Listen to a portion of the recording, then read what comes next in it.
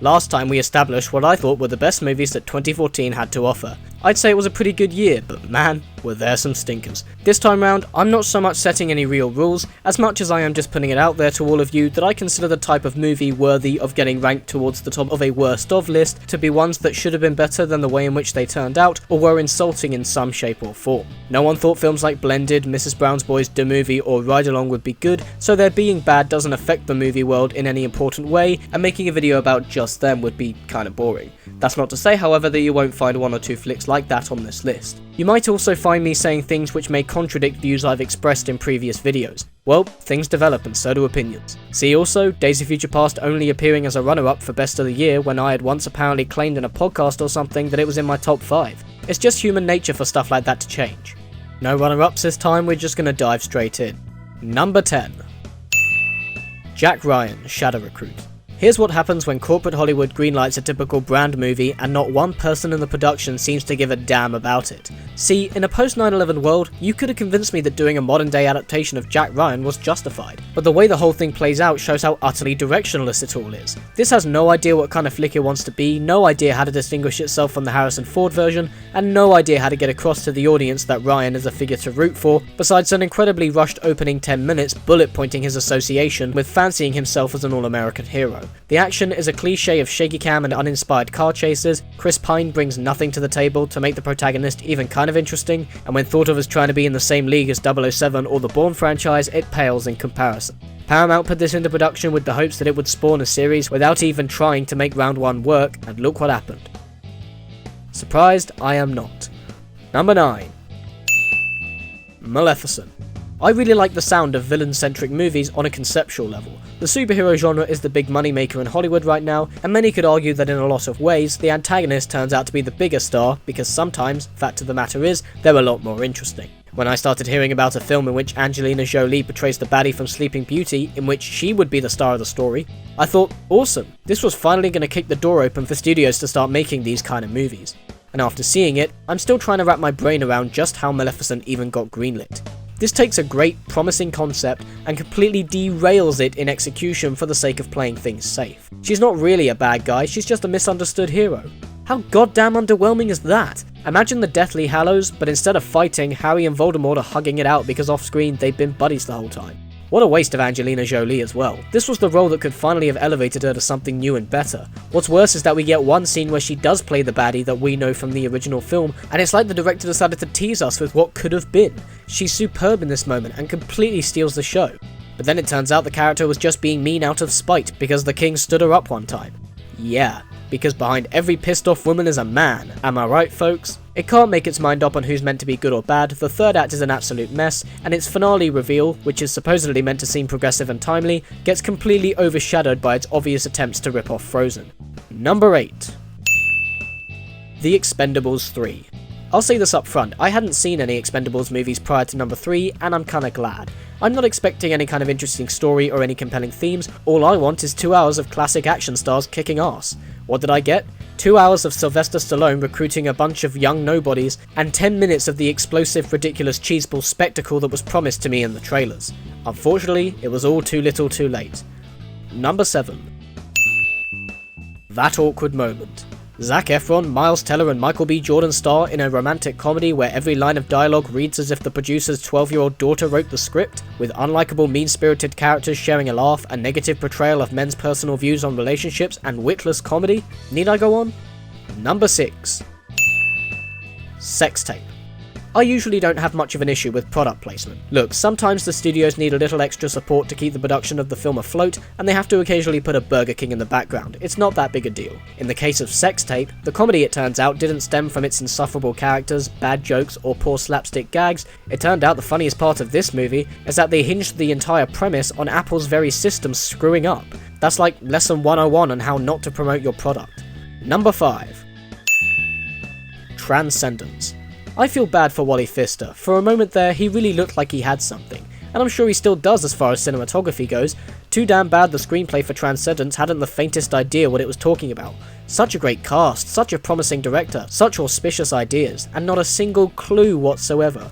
This was a slog that never ended, barking on about machines, ethics and love, without any concrete conclusions to pay off those thematic arcs. Johnny Depp looks completely disinterested and bored even before he becomes a robot, and the blurred line between who our protagonists and antagonists are results in the climax just being a big ambiguous heap of nothing makes sense. Don't even get me started on the extremes that the science is pushed to in this picture. At one point, Robot Johnny Depp makes it rain. It's really dumb.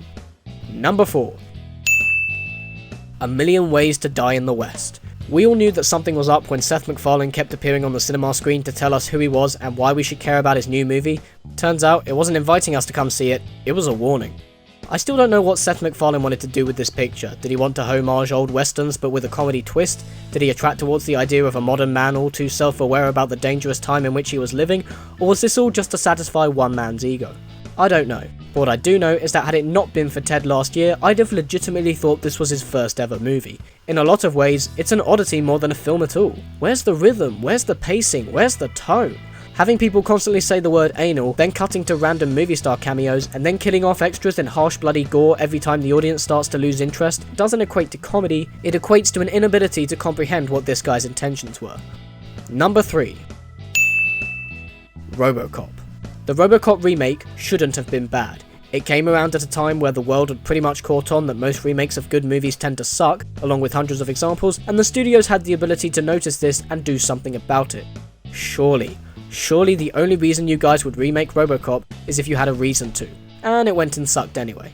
That pisses me off. Where do I begin? The fact that a majority of the movie pretty much consists of its lead character sitting around in a lab as scientists tool around with the system, the fact that actor Joel Kinnaman brings zero personality to Alex Murphy, the fact that the whole thing is utterly humorless, or the fact that it's so ambiguous as to who the bad guys are meant to be that its climax essentially consists of Michael Keaton ad-libbing the entire scene, waving a gun around struggling to give RoboCop a reason to shoot him already. You know, just because this was a PG-13 doesn't mean you couldn't have had charismatic leads, a well-written screenplay, or given your audience some credit. Plot points get forgotten about in the third act, the family subplot, which originally implied a different take on the material, gets barely any focus, Samuel L. Jackson's screaming match with the camera is supposed to suffice for some kind of smart satire, but is way too obvious as to not just seem annoying, RoboCop's character arc gets so convoluted that it resorts to doing the laziest strength of the human spirit conclusion, and bar one decent scene showing some kind of new take on the original, allowing actors to carry the moment, the whole thing is way too one-note and poorly paced to seem at all interesting. Sony, here's a tip. That guy that walked into the boardroom one day and said, "Hey, let's take everything clever, inventive, and engaging about the original RoboCop and streamline it all into lowest common denominator meat for the masses to chew on, complete with uninspired action and a bloated runtime. Also, wouldn't it be great if it were no fun at all? Fire that motherfucker." Number 2. Divergent. Look, I really don't care if the material it's based on is better, or if they somehow made the premise not seem like a blatant rip-off of this in the original book. I knew this would repeat the same tired and formulaic tropes of Hunger Games, Harry Potter, Ender's Game, Twilight, the list is endless frankly. I knew this would have a terribly written romance, I knew the action would be poor and the film's tone would be ridiculously dull. I knew this would be bad. But there was not 1 ounce in my body ready to face the boredom that consumed me as I sat through Divergent. Number 1. The Amazing Spider-Man 2. Yes, there were movies this year which were less entertaining, had worse effects, had worse characters, believe it or not, and looked worse than this one. But none of them quite came off as offensive, cynical, or deserving of this spot as The Amazing Spider-Man 2. Let's clear one thing up for a second. There's a common misinterpretation going around that I somehow despised The Amazing Spider-Man 1, which I didn't. I was definitely disappointed when I first saw it, and there were certainly problems I had with it, but I saw proof that Mark Webb and company tried as hard as they could to turn in some kind of honest work, even as the studio kept breathing down their necks, restricting them from doing anything wholly creative. My lord, how many times am I going to have to talk about this movie? The Amazing Spider-Man 2 was a f***ing train wreck. Yes, even with the best on-screen version of costume Spider-Man with all of his one-liners intact. Yes, even with the improved brightened colour palette. This took my favourite character and completely shit all over him. I don't know what's more insulting, the fact that its production reeks of commercialism so much that it doesn't feel as if filmmaking is even being attempted anymore, the fact that it's abundantly obvious that this was all just a vehicle to let everyone know about and set up their lazy idea of a Sinister Six movie, the fact that it doesn't even attempt to weave its 100 unrelated plot points together to create any kind of cohesive storyline, or the fact that after all of the rushed villains, the constant boredom of watching Garfield and Stone act out a pandering on-again off-again romance aimed towards fangirls, its embarrassing versions of Electro, the Rhino, and the Green Goblin, or the fact that after all of that convoluted, disappointing, cynical trash, the film expects me to get invested in a big, dark, emotionally shocking finale which it has not earned. Wow, you guys are emotionally manipulative. And it can't even get that right. It adapts this big famous moment from Spider-Man lore in the broadest strokes possible, to the point where I'm wondering if they even read the thing, because it plays out more like they just flipped through the pages and copied down the images. There's no thematic arc to it all, barely any character traits of Peter Parker left within Andrew Garfield's portrayal. He's practically playing himself at this point. They don't even bother trying to pretend as if the fact that all of these villains are connected to Oscorp might make for some resemblance of a narrative through line, as if they're actually thinking about what they're writing.